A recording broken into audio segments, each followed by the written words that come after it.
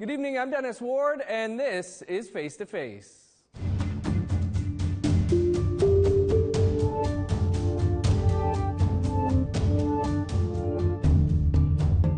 Our guest this week is the new president of the Métis National Council, Cassidy Caron. Caron was elected on September 30th, 2021 at a special sitting of the MNC General Assembly. An assembly that also saw the Manitoba Métis Federation walk away from the MNC. Caron is the first ever woman president of the Métis National Council. President Caron, it's a pleasure to have you join us this week. Thank you, Dennis. I'm happy to be here. If we can, take us back to September 30th, a historic day for the Métis National Council. Did you know heading into the special assembly that you wanted to run for president? Yeah, I did. You know, what I've been saying since my election just over a month ago is that we're entering an incredible time for the Métis Nation right now, and it's been an exciting journey over the last, for a very long time, but especially over the last, I'd say about 7 years. The Métis Nation has taken incredible leaps forward. And a lot of that work has been done because of the relationships that have been built. The relationships that have been built throughout our communities, throughout provincial governments, throughout the Métis Nation itself, and with the federal government. And watching that forward movement and watching the Métis Nation progress has been such an inspiration to me. And so the day of the election, I did know that I was going to be nominated. We had a great day. It was wonderful to see our democracy play out in a respectful and really exciting way. And I, of course, didn't know what the outcome was going to be, but it's been wonderful ever since. The work that we've been doing in the last month with the governing members of the Métis National Council has been fantastic, and it's just been a really exciting time. What do you think it means, well, for yourself, but for others as well, to be the first woman to hold this position at the Métis National Council? Well, actually, what's really interesting, and throughout the media, they've been saying that I'm the first woman president, but actually, President Audrey Poitras of the Métis Nation of Alberta held an interim role as the Métis National Council president years ago. So officially, she was the first woman president of the Métis National Council. You could say that I'm the first elected because hers was an appointment. I'm the first elected woman of the Métis National Council, but nonetheless, it's very exciting to be in leadership during this time. We have had incredible Indigenous women leaders just paving the way for me to be in this position. And it certainly, there's some challenges still that we are getting over as women in leadership positions, but if I think back even 15 years ago, the incredible work and the trailblazing women who paved the way for me, I'm so incredibly grateful to them, and I wouldn't be here without them. I have incredible mentors, Indigenous women in leadership, who are mentoring me and have been mentoring me, and a really great support network. But it's a big change for our nation. It's a big change for Canada, and we're seeing that. I mean, with National Chief Roseanne Archibald, she was just recently elected as the first woman national chief of the AFN, and there's a change that's happening right now, and it's our matriarchs rising and lifting us up to continue the incredible work that has happened in the past and support us in moving our nations forward to where they need to go. I'm glad you brought up President Poitras, because right after the release went out that you'd been elected and they said you were the first woman, I said, well, what about this interim part? And they're like, it doesn't really count. But either way, I mean, a huge deal that you were elected, and a big congrats to you on that. Prior to this, you were previously elected chairperson of the Métis Youth in British Columbia, and a minister for youth for Métis Nation, British Columbia. Can you tell us a little bit about that work? So I have grown up in our Métis communities.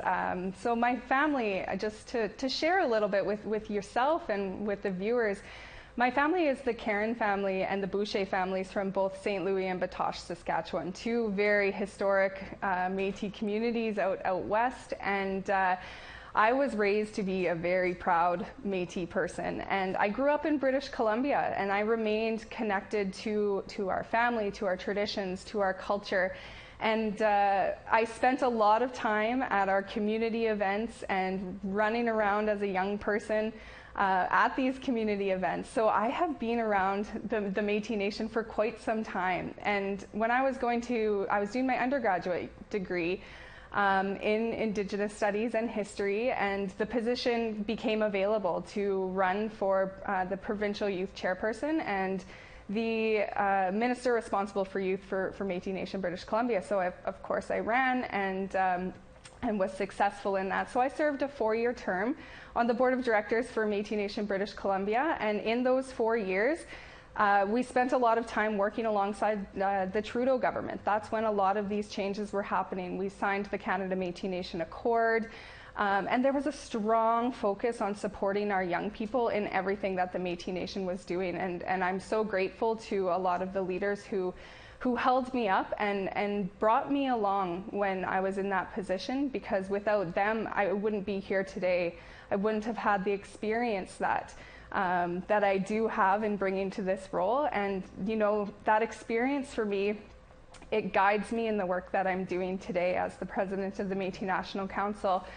I really recognize that there is a role for everyone in the Métis Nation to play. Everyone has unique strengths and skills and experiences, and we need to be doing all that we can to create spaces and opportunities for all of our people to contribute to the path forward and to building a strong and sustainable Métis Nation. And a lot of that has to do with our young people and connecting our young people with our elders and getting them involved in the community. And so learning from my experiences is really what I'm applying to what I'm doing today in this role. And I'm very grateful for the experience that I had serving on Métis Nation British Columbia's council. Good stuff. Heading back, I guess, to the special sitting of the General Assembly, of course, we also saw at that time the Manitoba Métis Federation pull out of the Métis National Council. What are your thoughts on the withdrawal of the MMF? Yeah, so the MMF, yes, like you say, has withdrawn from the Métis National Council. And Manitoba, the Manitoba Métis Federation, they are our family. And I'm sure you know, Dennis, families squabble, and that's inevitable. That's going to happen. But my position throughout this is that the Manitoba Métis Federation, they will always have a seat at the table should they wish to come back. I am open to respectful conversation and dialogue with the Manitoba Métis Federation, and I'm just looking to move forward and continue to be the voice and the one who advocates on behalf of the 4 Métis governments who still belong to the Métis National Council. We have a group in Manitoba who have been unhappy with the leadership at the MMF, Red River Echoes. Have you spoken with them at all?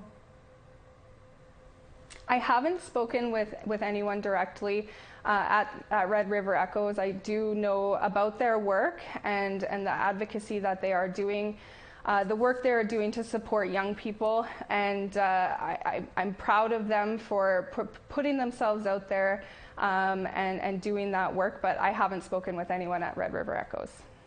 In your acceptance speech, you said, yesterday we turned a new page and today we begin a new era, one of accountability and of governing on behalf of the entire Métis Nation.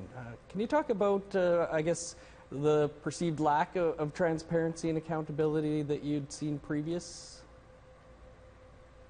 Mm-hmm. So, as you know, I know that you have spoken with a lot of the presidents from the Métis governments across the homeland. In the last few years, there has been not a lot of dialogue, not a lot of transparency with the Métis governments who make up the Métis National Council. For example, there was not a sitting of the General Assembly, and there was not any Board of Governors meetings that had been called in quite some time. So my approach to being president of the Métis National Council is I am here to advocate and to advance the voices of those Métis governments, and I can't do that without their voices. So making sure that we create the space and the opportunities for our Board of Governors, the governing members from across the Métis Nation homeland who make up the Métis National Council, making sure that they have a direct line of communication to me, and that we're meeting quite frequently. Actually, since my election, I think we've had about 4 Board of Governors meetings to make sure that we're all working together, we're working collaboratively, we're being aware of everyone's priorities and respecting their self-determination and their self-government within their own jurisdictions. And it's been running really well since then. And so I do believe that we've turned a page and are stepping into a new era, and it's really hopeful. The messages that I've been hearing from across the homeland are messages of hope, of inspiration, of renewed relationship. And relationships is so important to me. That's what drives me in the work that I do. Anything that we can do to help foster relationships within our communities at the grassroots levels, the relationships between the governing members at their provincial jurisdiction level, and then up at this national level, and our relationships to the federal government as well. That's what I'm here to do. I'm here to facilitate that relationship building and ensure that we're doing it in a transparent and accountable way. President Caron, much more to talk about here. We just need to step aside for a quick break, and then we'll continue the conversation here on Face to Face with MNC President Cassidy Caron. Stick around.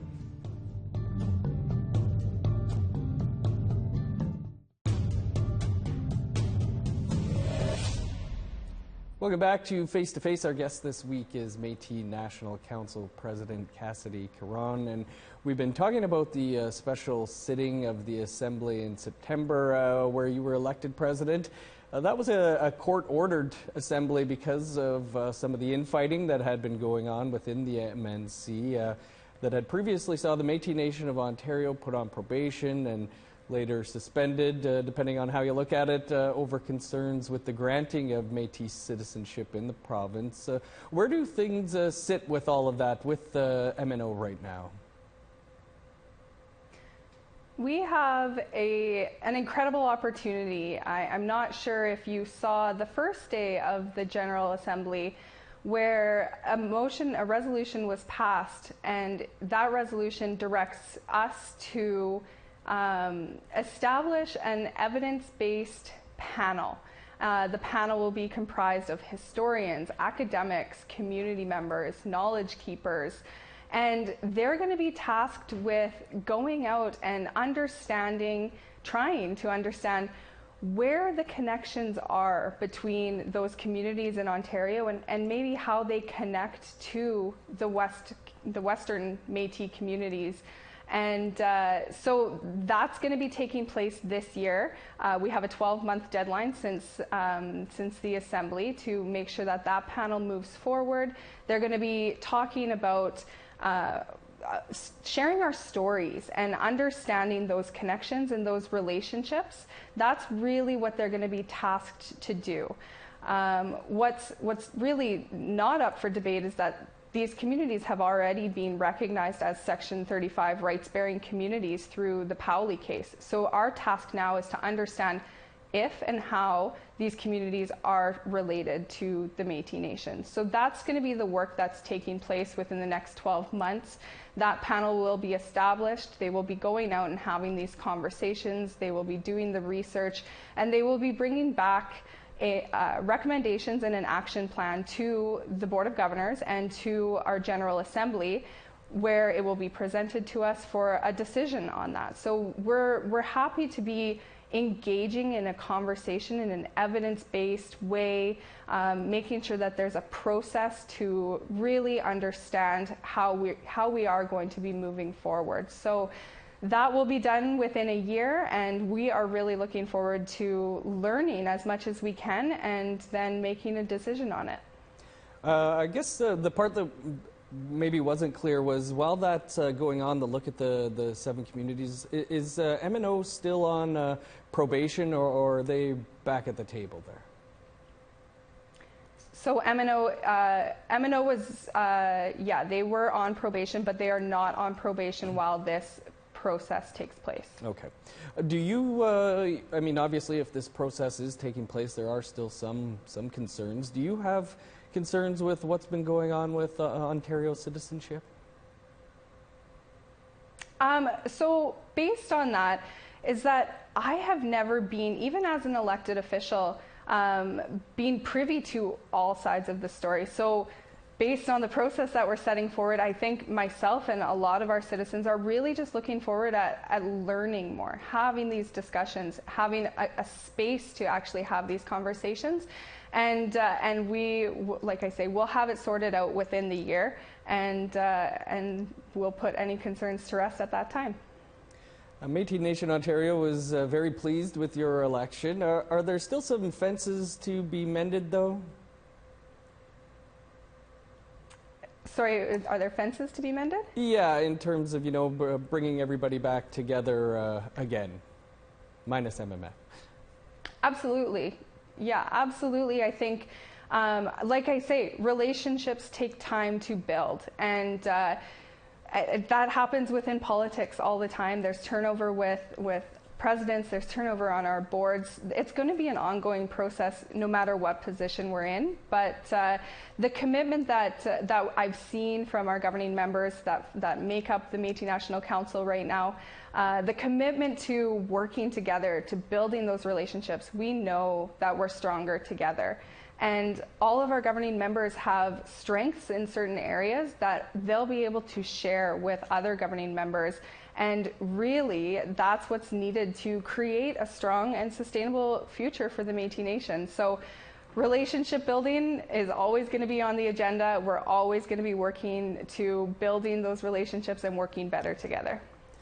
In the news, we have yet another high-profile case of someone saying they're Indigenous and then finding out that that's likely not the case. Many of these instances are people who are saying they're Métis. Why do you think that is, and how concerning is that for you? So it's concerning.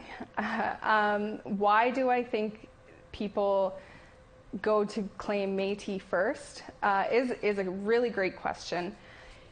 A lot of our people across Turtle Island have had their roots broken through the processes of colonization, through intergenerational trauma, and a lot of people are trying to find their way back to understand where they come from. For some, they try to claim Métis first, and then they understand that it is so much more. And I think a large part of that has to do with educating the public about who the Métis Nation is, who are Métis citizens, and what is our process for identifying who Métis citizens are. And so my task right now is really to make sure that we are speaking proudly about who we are as the Métis Nation, where we come from and what it means to be Métis, and really sharing our stories so that people understand that. Like I say, it is concerning when this happens, especially when it is high-profile positions. But it's kind of opened up a door in this last week for us to have these conversations publicly about Métis identity and the processes that we have as the Métis Nation to self-determine identity and our citizenship processes. So while we move forward, that's going to be a priority, is really getting out there into the public to make sure that people know who we are and make sure that institutions, governments, organizations respect our Métis governments and their self-determination, especially as it relates to identity and citizenship processes. The previous leadership, I guess, at Métis National Council had taken a pretty hard line on all of this. Under your leadership, I mean, how are you hoping to address it?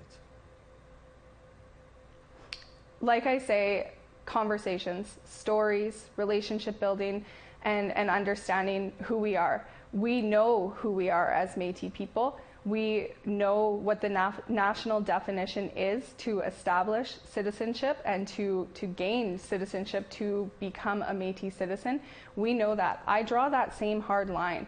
But sometimes those discussions with people who might claim Métis identity can be challenging. So it's approaching it with kindness, but also making sure that people know if you don't connect into the Métis Nation in the ways that our governments determine that you connect into the Métis Nation, then it is not appropriate to be claiming Métis identity. President Caron, still more to talk about here, but we do have to step aside for another quick break, and then we'll continue the conversation here on Face to Face with MNC President Cassidy Caron. Stay with us.